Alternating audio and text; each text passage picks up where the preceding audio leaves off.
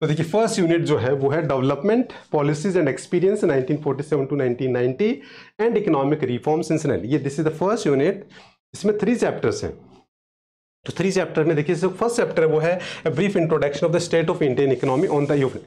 तो देखो जो during the British rule what was the condition of Indian economy या what was the state of Indian economy, या British जो rule है गवर्नमेंट है उसने कैसे हमारे इंडियन इकोनॉमी का एक्सप्लॉइटेशन किया और किस तरीके से उन लोगों ने हमारे इंडिया को एक्सप्लॉइट किया, वो बहुत ही डिटेल में पढ़ेंगे हम। इसमें सेक्टर वाइज पढ़ेंगे कि एग्रीकल्चर में उन्होंने कैसे एक्सप्लॉइटेशन किया, फॉरेन ट्रेड में कैसे किया, इंडस्ट्री में कैसे किया, डेमोग्राफिक स्ट्रक्चर, सब कुछ डिटेल में पढ़ेंगे। तो ये चैप्टर पढ़ने के बाद में आपको समझ में आ जाएगा कि किस तरीके से उन्होंने स्मार्टली इंडिया को एक्सप्लॉइट किया और कैसे उन्हें डिवाइड एंड रूल वो सारा क्या पॉलिसीज अडॉप्ट की और किस तरीके से एक सोने की चिड़िया जो थी हमारा इंडियन इकोनॉमी उसको उन्होंने सारा एक्सप्लॉइट कर लिया।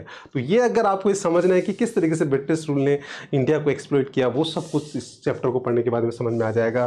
फिर जो सेकंड चैप्टर है आफ्टर इंडिपेंडेंस, वो सेकंड चैप्टर होगा कि उसके बाद हमारी जब हम इंडिपेंडेंट हो गए, सारे कंट्रोल हमारे लीडर्स के पास आ गया, सारी पॉलिसी हमारे पास आ गई, तो उसके बाद क्या हुआ, उसके बाद हमारे लीडर्स ने क्या किया और किस तरीके से उन्होंने काम किया, क्या पॉलिसीज बनाई और वो पॉलिसीज कैसे काम करी, वो सारा डिटेल में हम डिस्कस करेंगे। तो वो आगे हम देखेंगे इंडियन इकोनॉमिक सिस्टम, कौन सा सिस्टम ने अडेप्ट किया, क्या हमने 5 ईयर प्लान अडेप्ट किए, क्या उनके गोल सेट किए, है ना। ये तो हमारा फर्स्ट पार्ट हो जाएगा। सेकंड चैप्टर 4 पार्ट में पढ़ेंगे। तो फर्स्ट पार्ट ही पढ़ेंगे, सेकंड पार्ट में हम एग्रीकल्चर, जो फर्स्ट चैप्टर में पढ़ा था वैसे हम एग्रीकल्चर में हमारे लीडर्स ने क्या रिफॉर्म्स किए, क्या पॉलिसीज बनाई, फिर वैसे ही इंडस्ट्रियल सेक्टर में हमारे लीडर्स ने क्या पॉलिसीज और क्या जो फर्स्ट चैप्टर में आपने देखा है कि ब्रिटिश गवर्नमेंट ने एक्सप्लॉइटेशन किया, उसके बाद इन्होंने क्या पॉलिसीज बनाई वो देखेंगे, और फॉरेन ट्रेड में उन्होंने क्या किया।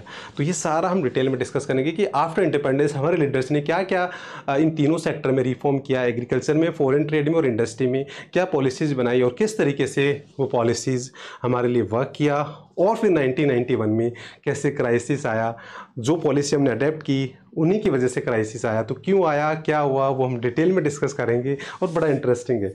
फिर ये चैप्टर 3 आ जाता है इकोनॉमिक रिफॉर्म सिंस 1991। ये चैप्टर 3 आता है जिसके अंदर हम एलपीजी लिबरलाइजेशन, प्राइवेटाइजेशन, ग्लोबलाइजेशन पढ़ेंगे।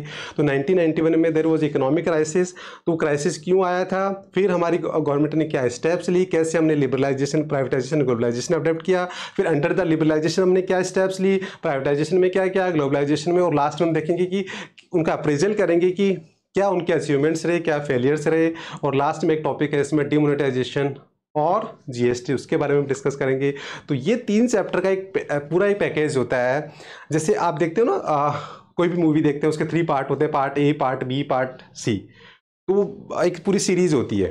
तो जब पार्ट 1 देखते हो तो 2 समझ में आता है, फिर 2 है तो 3 समझ में आता है। इस तरीके से ही ये पूरा है कि एक चैप्टर फर्स्ट समझोगे तो सेकंड समझ में आएगा, सेकंड से थर्ड, बहुत ही कनेक्टेड। अगर इनको कनेक्ट करके समझोगे तो ये बहुत ही इंटरेस्टिंग है और बहुत ही अच्छे से समझ में आएंगे। ये मैं करके दिखाऊंगा आपको।